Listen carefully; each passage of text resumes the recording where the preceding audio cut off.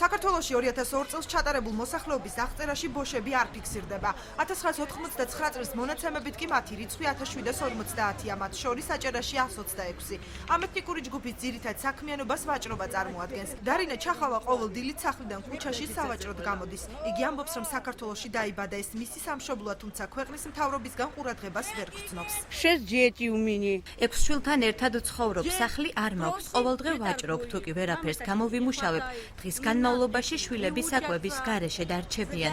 სახელმწიფო ყოველთვიურად 100 ლარით მეხმარება, თუმცა ეს თანხა ჩემი ოჯახის გამოსაკვებად საკმარისი არ არის.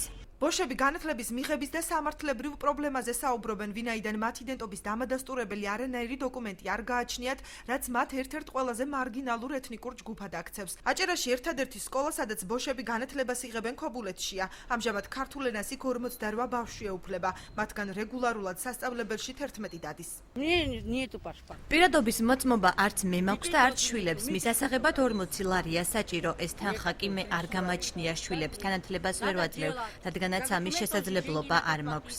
ყველა ბოშასთვის განათლება ხელმიუწვდომელი იყო, ისინი არ დადიოდნენ სკოლაში. ამჟამად სკოლაში სიით ირიცხება 48 ბოშა მოსწავლე.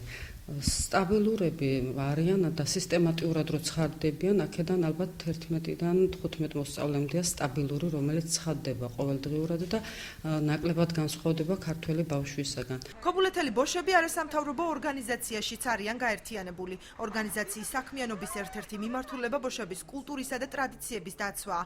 მისი ხელმძღვანელი ნარგის ჯინჭარაძე მიიჩნევს, რომ ეთნიკურ უმცირესობებს სახელმწიფო მეტი ყურადღება უნდა მიაქციოს. ჩვენ როგორც არასამთავრობო ორგანიზაცია, რომელიც იცავს ბოშების უფლებებს და ზოგადად ეთნიკური უმცირესობების უფლებებს, ადვოკატირებას გაუწევდით ჩვენ ამ საკითხში, რომ რაღაც კვოტების სახით მაინც გამოყოფილიყო ვთქვათ დასაქმებისთვის.